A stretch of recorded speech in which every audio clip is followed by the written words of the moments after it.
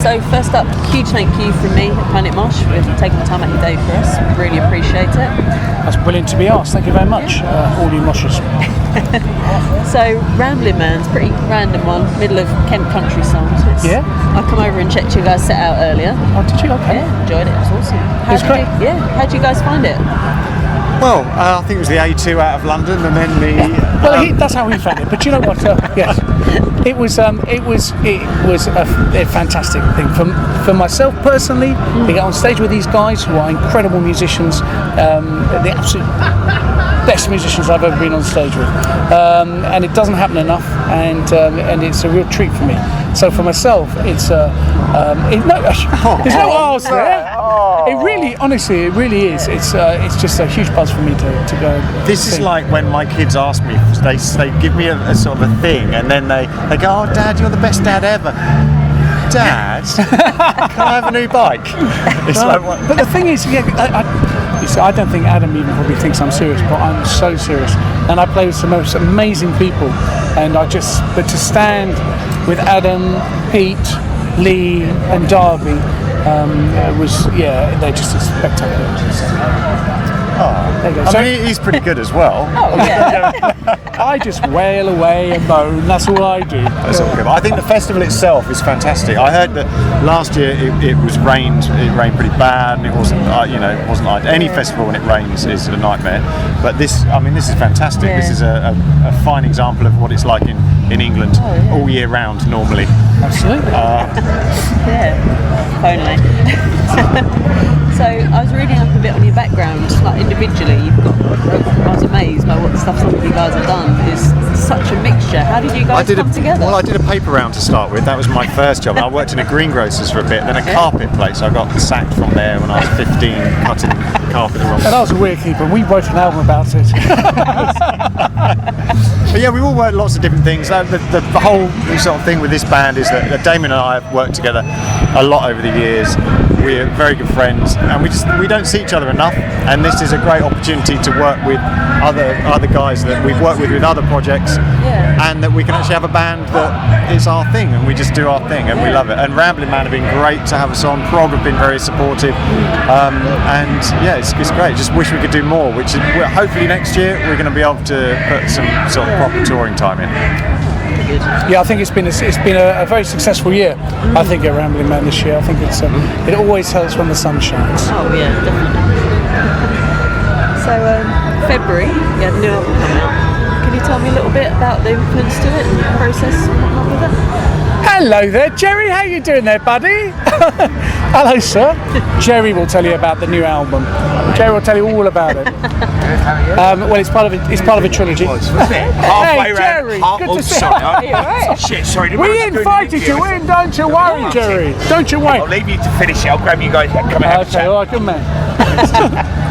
Seems nice, isn't it? He's a lovely fellow. What a lovely fellow. What a great beard. So it's part of a trilogy, second album in a trilogy, and it's kind of complicated. Okay.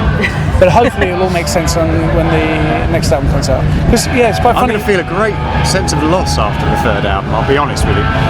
7 years making 2 albums, and now the third one. It might be a little bit like the old Hitchhiker's Guide when the meaning of life comes out.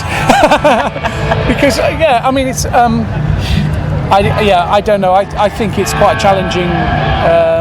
Lyrically, I think it challenges a lot, and I don't know whether everyone really gets the full picture.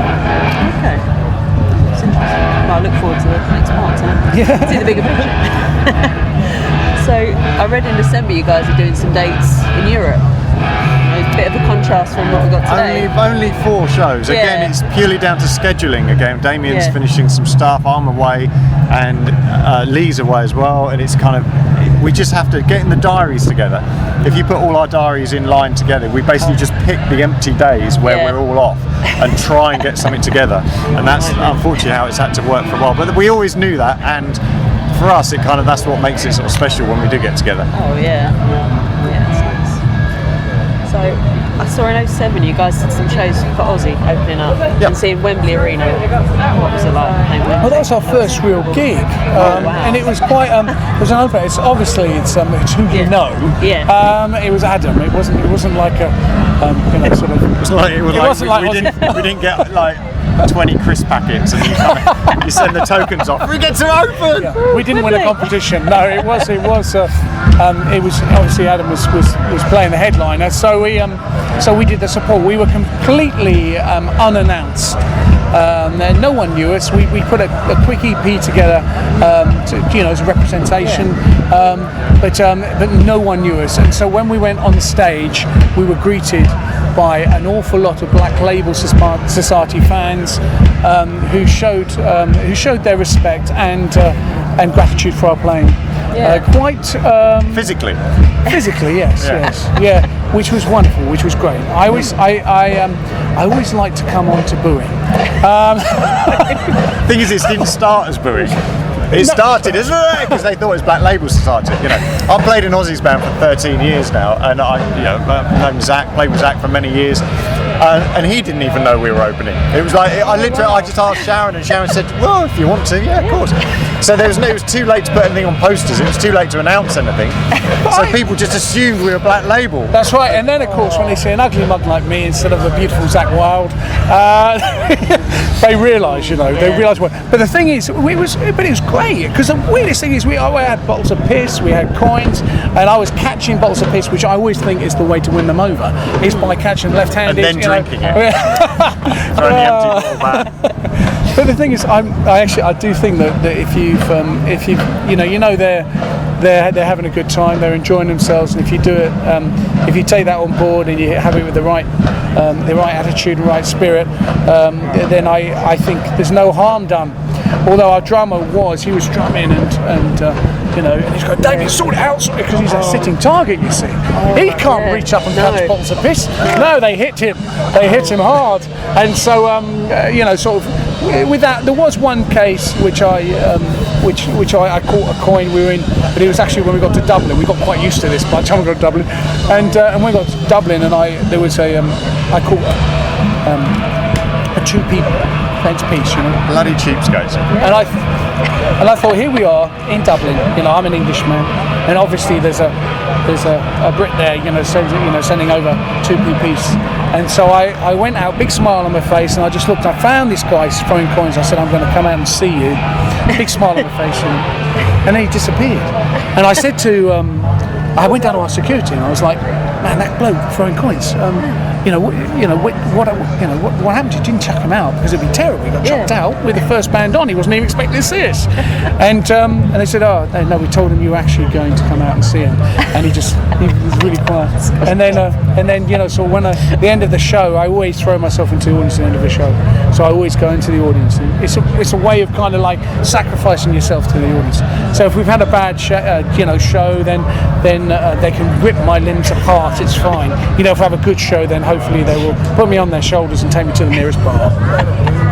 But it's funny is when I saw him, I got him in the audience, and I kind of on ground level he was much bigger than me, and it was like great show, and it was like excellent. Well, thank you for your spare change. Yeah. And lastly, what are you guys' futures planned for Headspace? Well, waking up, isn't it? Yeah, I think we've had enough actually. Yeah. Thanks very much. Obviously the next album we'll start working on that fairly soon. No definitive end date for that. It'll be. I've got to finish the rest of the Black Sabbath run, which goes till February. Once that finishes, then we'll have a bit more time to sort of get started. And then hopefully get it kind of done before Aussie goes back out on tour again. But we'll fit it in as we do. That's just the way it goes, and it'll be done when it's done, and hopefully we'll be happy with it. And we will be happy with it, because otherwise, we won't get to that point. Because I think in this day and age, it's kind of the one thing you do have is a bit of control. It's not like we're being pushed to finish at a certain time so we can get $500,000. It's like you don't make that money anymore. It's like it's not about the money. It never was with this. And it's one of the best things about Headspace is that we just don't you know, we don't rely on it to be our kind of bread and butter or our kind of income. You know, we're all professional musicians. We all work with lots of other people that, you know, pay our bills and pay our rent, mortgages, whatever else. And this is the one opportunity we have to just do our thing. So why rush it? Yeah. Well, thank you both for your time. Thank you. Really enjoyed you earlier, and it was lovely to speak to you. Cheers. So yeah, cheers for PlanetMosh. Lovely to meet you both. Lovely to meet you. Thank you very much. Cheers. Thank you. Catch you later, guys. Thank you.